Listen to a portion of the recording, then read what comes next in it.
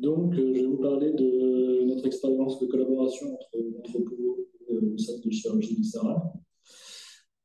Ça va être très, très simple comme propos. C'est qu'est-ce qu'aime de plus le métier de chirurgien qu'un médecin. On a un petit truc en plus, c'est que le principe actif qu'on va prescrire, c'est nous-mêmes. Et donc, ce principe actif, qui est très personne dépendante, va être enrobé d'une galénique qui va être imposante. Hein. Vous voyez, ici, on a, pour pouvoir opérer, il faut un bloc opératoire. Alors, c'est pas voulu, mais la charte graphique est à peu près la même entre le DESAM et ce tableau de leur naissance, donc c'est vraiment très, très, très chouette. Et donc, on a un bloc opératoire avec le chirurgien, l'interne, on a l'anesthésiste qui est caché derrière, et puis la penseuse, voilà, l'instrumentiste qui éclaire, l'autre qui passe les instruments, l'agent. Donc c'est tout vraiment pour pouvoir opérer, c'est une grosse machinerie qui nécessite de collaborer avec plein d'agents.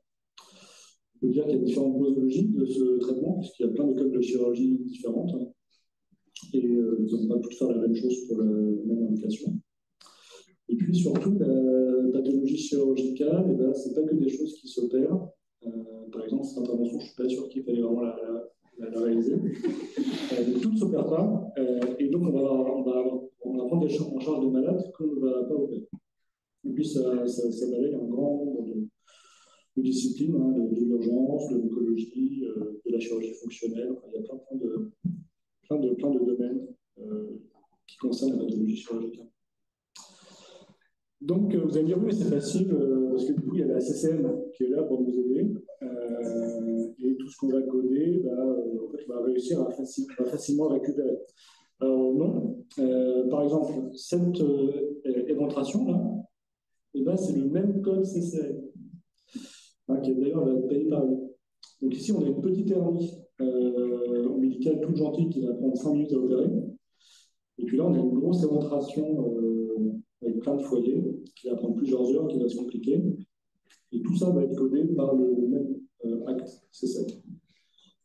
Donc une source de biais potentiel. De la même manière, le même acte chirurgical va pouvoir concerner différentes pathologies.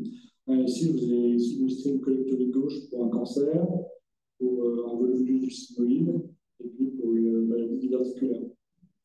Et donc tout ça, alors, il y a plein de détails dans la CCM pour la colectomie gauche, savoir si on enlève l'angle, si on rétablit la continuité, si on le fait par quel abord, tout ça.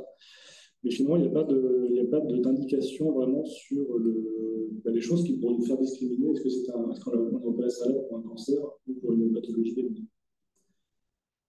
Puis il y a tout le problème de la chirurgie qui va concerner plusieurs organes.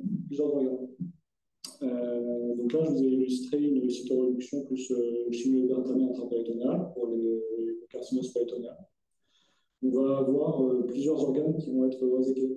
Le grêle, un morceau de grêle, un morceau de foie, un morceau de utérus. Il va y avoir plusieurs organes. Et donc finalement, quand on a plusieurs organes, la CCM, elle est limitée, puisque, vous savez, il y a le premier acte qui est rémunéré à 100%, ensuite c'est le deuxième qui est rémunéré à 50%, et puis le reste, c'est 0.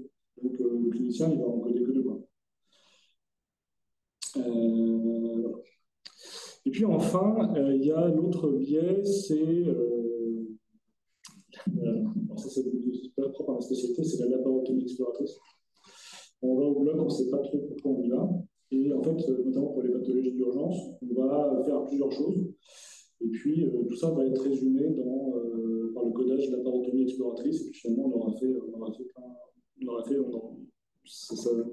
veut pas dire grand-chose. Et finalement, ce codage, quand j'ai fait la synthèse de mon activité de CCA, je me suis rendu compte que c'était à peu près un tiers de mes codages, je les ai codés en laparotomie exploratrice.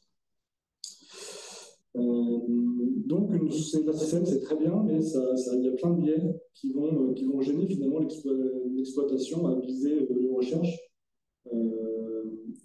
pour tout ce qui va concerner l'entrepôt de santé. Donc, je vais vous présenter maintenant 3 cas d'usage de collaboration, de la facilité avec laquelle l'entrepôt répond aux problèmes. Donc là, on avait une demande, mon patron m'avait demandé, est-ce que tu peux me sortir tous les malades qui ont une fistule recto-utérétérale pour une enquête nationale. Quelque chose de très précis, puisque c'est une complication d'une chirurgie souvent urologique ou gynécologique. Et parce que là, il n'y a rien de standardisé. Donc, on voulait faire une enquête nationale pour avoir ce résultat. Donc, eh bien, entrepôt de données, on a généré une requête et ça nous a permis de spotter 150 malades qui, après screening, en fait, on a une trentaine qui répondaient exactement à cette problématique.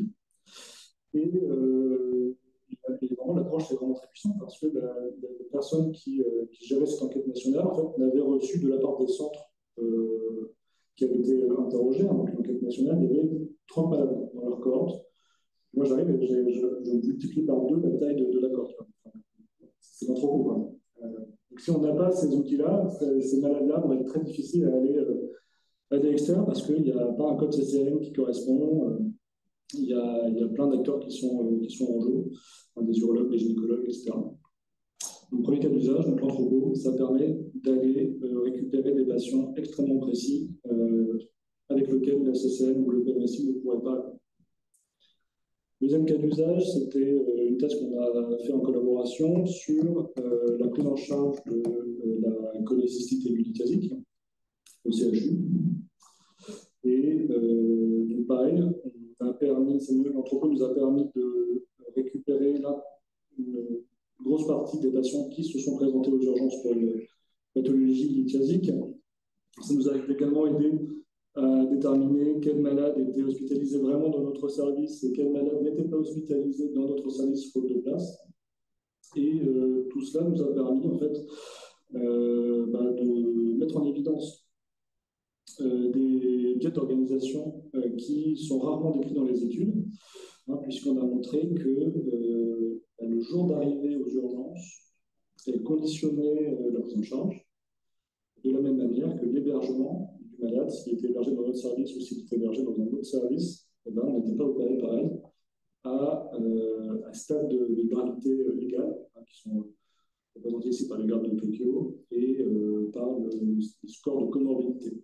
Donc un malade comorbidité égale et gravité égale, s'il arrive en milieu de semaine, il sera moins opéré qu'un patient qui arrivera en début de semaine ou le week-end. Alors ça, la raison elle est très simple, parce que le week-end, on n'opère pas ces malades, parce que c'est des urgences qui sont différentes.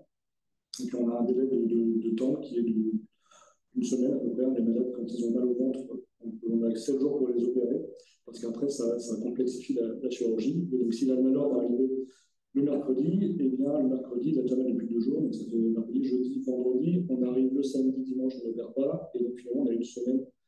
Et voilà. Tout ça, c'est des choses qu'on savait, mais qui sont du coup très bien matérialisées par l'anthropo. Et puis, le troisième cas d'usage, c'est la limite de la base de données prospectives. Donc, dans le service, on a une base de données prospectives faite avec FileMaker, alors qui est déclarée, qui répond à plein d'impératifs de sécurité de données. Mais voilà, on a une base de données qui nous permet du coup de rentrer des malades au jour le jour. Donc, qui s'applique très bien pour tout ce qui est chirurgie programmée. Donc, pour tout ce qui est chirurgie d'urgence, ça on oublie parce que c'est trop lourd à faire. Parce que, bon, voilà, on a tout bien catégorisé pour bien standardiser nos données, puisque on avait l'idée que d'utiliser des données non structurées, c'était très difficile. Et de toute façon, on ne pouvait pas les extraire, on ne pouvait pas utiliser CDP2 pour récupérer nos données. Donc, on a développé ça depuis plusieurs années. Et donc, après chaque intervention, on fait un travail en double pour aller rentrer et implémenter cette base. Et alors, le problème de ça, eh bien, c'est que quand on veut s'en servir, il faut avoir soit on s'en sert comme étant un outil de registre sur quelques paramètres précis. Donc c'était un peu ça l'idée. Et puis dès lors qu'on va vouloir s'en servir parce qu'on veut répondre à une question plus précise, on ne va pas pouvoir. Donc là, par exemple, l'hôpital de Lille nous avait demandé de récupérer les malades qui avaient une chirurgie pour cytoréduction plus cible. Mais finalement, on faisait demi-tour avant d'opérer. Parce qu'on ouvre le patient, il y a trop de carcinome, on va faire demi-tour. Alors pourquoi est-ce qu'on a fait demi-tour? pourquoi est-ce qu'on a mis ce malade au bloc, c'est ça la raison de cette étude. Bah, malheureusement, la base ne permettait pas de répondre à cette question puisqu'elle n'a pas été designée pour ça et donc impossible de répondre. Sauf que bah, grâce à l'entrepôt, on fait une requête et on peut facilement répondre à cette question en quelques clics, ou tout du moins sélectionner les malades qui rentrent dans ce cas de figure. Donc en conclusion, vraiment l'entrepôt de données, pour nous cliniciens, ça a été un vrai changement de paradigme parce que ça simplifie de manière extraordinaire le screening de patients qui avant était impossible à faire. Donc ça rend possible des choses qui autrefois étaient impossibles. Les données non structurées nous apparaissent maintenant plus facilement exploitables. Et alors par contre, la limite de l'entrepôt, c'est que c'est très lié à la qualité du compte-rendu médical électronique. Et puis, il y a également toute cette partie de screening pour vraiment étudier les patients qui sont étudiables et pas tout mélanger.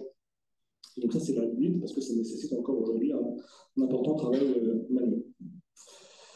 Et puis enfin, je suis quand même m'avoir invité après les questions. Donc je voulais souffler sur les bougies.